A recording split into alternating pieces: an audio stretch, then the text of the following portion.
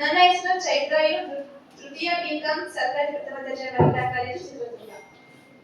ಕನಕ ಸಂಸ್ಕೃತಿ ಸಂಚಲನ ಕನಕ ನುಡಿ ನಡೆ ನುಡಿ ಉತ್ಸವಕ್ಕೆ ಎಲ್ಲರಿಗೂ ಸ್ವಾಗತಿಸುತ್ತಾ, ನಾವು ಈ ಪ್ರಸ್ತುತ ಸಂದರ್ಭದಲ್ಲಿ ಕನಕದಾಸರ ನಳಚರಿತ್ರೆ ಕಾವ್ಯ ಭಾಗದ ಕೈ ಸದರದವರು ಕೊಲ್ಲುವುದೇ ಎಂಬ ಭಾಗವನ್ನು ಆಯ್ದು ಓದುತ್ತಿದ್ದೇನೆ.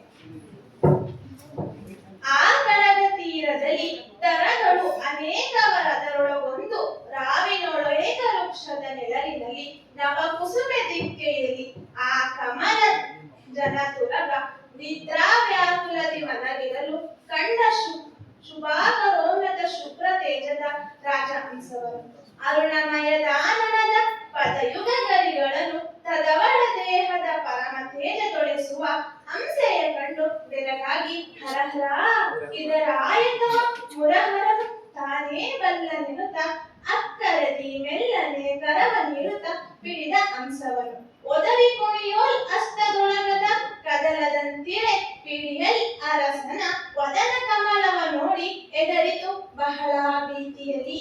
ಹೃದಯ ಕರಗುವ ಮಾತೇನೆಂದುದು ಮದಕರಿಗೆ ನೊರಜ ಅಂತರವೇ, ಕೈ ಸದರದವರನ್ನು ಕೊಲ್ಲುವುದೇನ್ ಅರಿದೆಂದುದ ಪಕ್ಷಿ ಬಡವ ಗೌತಮವಿಕ್ಕುವಳೆ ಒಕ್ಕುಡಿತೆ ಆಲೆ ಮಂಜು ಸೂರ್ಯನ್ ಒಕ್ಕೊಡನೆ ಕೆರೆ ತುಂಬುವುದೇ ನೃಪ ನೀನೆಲ್ಲ ಪುಂಜಿಸಲು ಒಡಲಿ ಗೌಪ್ಯನವೇ ಕೇಳಲ್ಪುಡವಿಪತಿ ಬಿಡು ನನ್ನ ಮನೆಯಲ್ಲಿ ಮಡದಿ ಸುಧರು ಮಳವ ನೋಡೆಂದೊರಳಿದ ಪಕ್ಷಿ.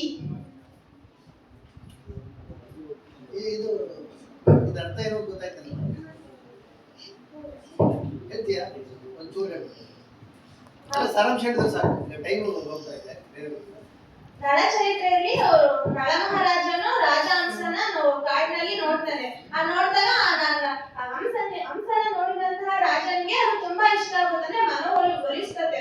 ಅವನು ಕಾಡಿಗೆ ಬೇಟೆ ಆಡ್ಬೇಕಂತ ಹೋದಾಗ ನಳ ಮಹಾರಾಜ ಹಂಸ ನೋಡಿದಾಗ ಅದ್ರ ಮೇಲೆ ಮೋಹಕವಾಗಿ ಅದನ್ನ ಇಟ್ಕೊಂತಾನೆ.